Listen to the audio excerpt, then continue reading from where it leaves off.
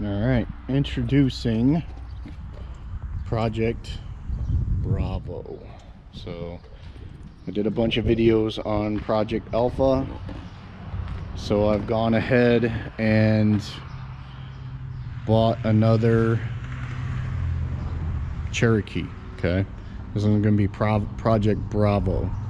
So she got some issues.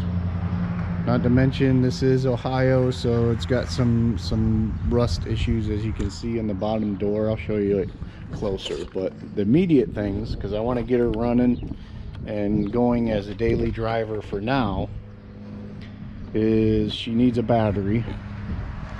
She needs maybe a thermostat. It's overheating. I brought her, let's see, when I went to go pick her up, I paid for her, and I decided, you know, the previous owner did mention that it was overheating, but they weren't sure what the extent of it was. So I figured I'd try it and drive it home, and probably about 5 miles down the road it started overheating on me. And now I'm noticing a little tick, so I'm hoping that little overheat didn't do this engine in. So, but we're gonna find out. I've got extra 4.0 engine stuff laying around, so that might not be an issue. However, so first thing I'm gonna do is change the thermostat on it. This fan, it's got one electric fan and one regular fan. This fan does not run properly. I mean, it doesn't turn on at all. It squeaks when you move it. I mean, it even feels like something's dragging on it. It just doesn't feel smooth. So we're gonna take that out, maybe replace it. But if I remember correctly, my last Cherokee had a single fan in the middle and with a fan shroud on it. But this is a 2000, that was a 94. So I'll have to do some research on the 2000s, because, you know, this has the newer style coil pack on the 4.0. The other one had a distributor cap. So this one's a little bit more advanced than I've worked on before. But we'll make it happen, all right? So when I put this in, some people have changed out by putting a switch. They put a bypass on it to get rid of the automatic turn on and just have it on a switch, and just kept it on all the time when the vehicle was on. So that, because they didn't feel like being on the automatic turn on at a certain temperature was working properly. But I'll do some research into it and see where we're at with that. Okay, so other things in the engine bay that I noticed, air filter looked pretty good. It's got too much oil in it, but I was more concerned that it had oil. The transmission fluid actually looked really clean. Problem with the oil is this doesn't come off right here. So thankfully I've got a valve cover sitting right here. This is from that 2000, I think it was 2001 Wrangler. I think I mentioned on the radio, or on the video, which it was when I pulled this engine all apart. So I have that. We'll get it cleaned up and use it for this, so that way I can change the oil. So yeah, trying to think what else in the engine bay. For right now, we're just going to do that. Change the thermostat. I got a new thermostat for it. See if that's the issue. Change the fan. Change the valve cover. And that's it. And then we'll see how it runs. Okay. If I actually may change these two before I change that, because if it's still overheating even when changing these, then it might be the water pump I do have another water pump over there. We'll put that in. If it's still overheating, then it's time to pull this engine all apart and see what is going on the inside. So it just may need cleaned out.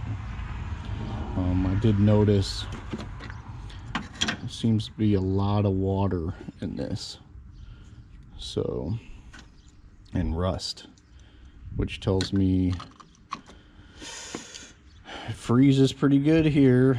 So it tells me that if this was full of water in the winter time, that might be why it's overheating, because the water froze in the engine and there's a crack somewhere. So, but there's nothing leaking. Only leak I had was when it was overheating and it was just leaking out of the overflow over here. But other than that, no, everything else was good. It ran good, handled really well on the road. I got it up to 50 miles per hour. Would have liked to get it higher than that, but you know, it is what it is. All right, let's look at the rest of it. Okay, so the front grille, a little different than the 94 style. Somebody tried to poorly bedline it. I'll deal with it for now, I guess, but I'll probably end up changing that. And most of the body is actually really good. Again, they're trying to bedline stuff. Actually, this is coming apart here. Oh my. Oh, it just snaps off. All right, that's definitely different than the 94. Okay. But we'll take all this off eventually, get it cleaned up. I already pulled this off. I do not like these at all. So we'll pull them off, get them cleaned up. Doors are rusted a little bit, but we can replace the doors easy. The thing I like about this compared to the other Cherokees is the rocker right here are usually rusted out on these things, and this one is not. I mean, it's got a good amount of rust on the bottom. The floor pan and the driver's side needs to be replaced, but the fact that these are good, I'm simply amazed. You know, it was kind of hard to tell in the pictures when I first saw this because, you know, it's dark, so it's hard. Don't like the rims, but we're gonna deal with the tires for now. Let's go on to the other side here. This one has a slow leak, although it's doing pretty good now. It was filled up yesterday, but it's doing pretty good right now. So I may either need to use stuff off of, well, the tires off of the Wranglers will work on it. So if worst case, I'll just put those tires on. So this is the worst of the door rot right here, this passenger side. Right over here, but I'm gonna deal with that because replacing the door will be kind of easy. It's kind of bubbling right here, so there's probably some rust going on underneath here. So we'll see what's going on. Looking at the rear, these must have been changed out because they're working just fine.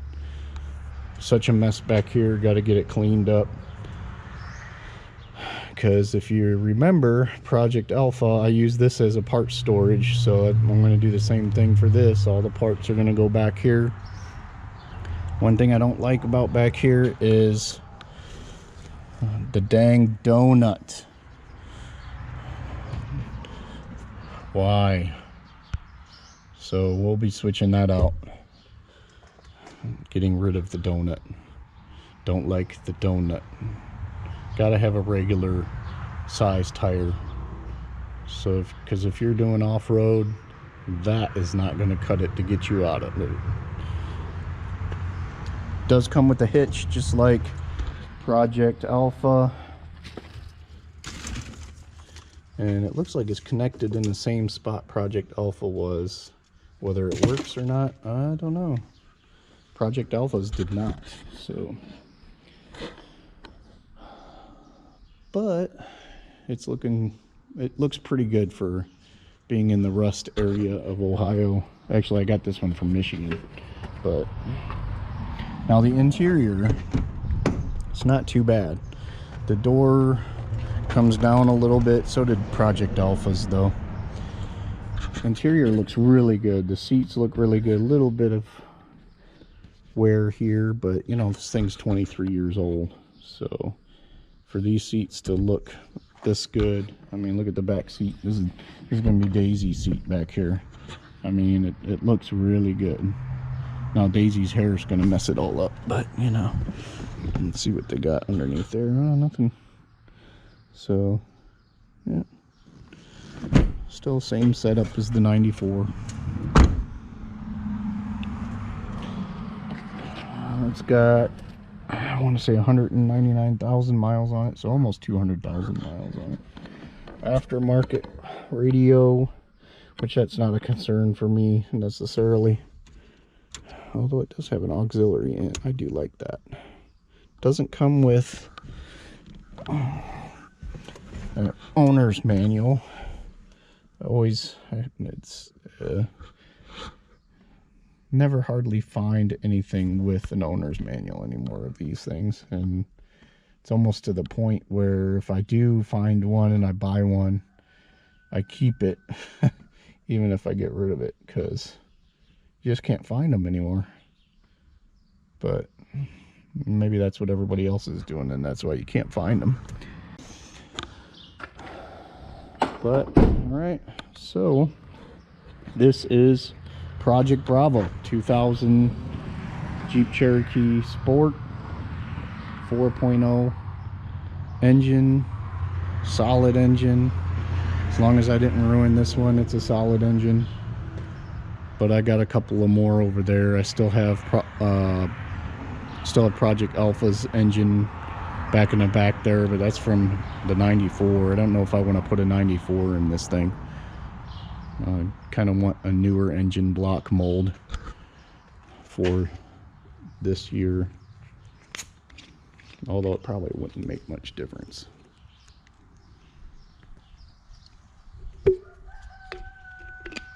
Oh, and I forgot.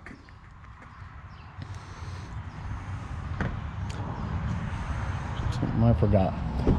A feature that is in this one that it wasn't in Project Alpha is this. It's got a skylight. Don't know if it leaks. Doesn't look like it leaks. Doesn't appear. Well, maybe. I don't know. Maybe it leaks. Guess we'll find out. But it definitely doesn't work because I tried using it while it was running and it just didn't do anything. So, but yeah, so that's cool that it has a sunroof.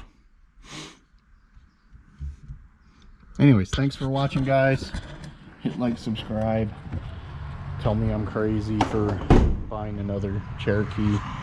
I don't care. I like them. I like Wranglers and I like Cherokees. I think it's the last great Jeep, because anything after the TJs and the XJs just were subpar in my opinion. But anyways, guys, have a good one. I'll see you in the next video.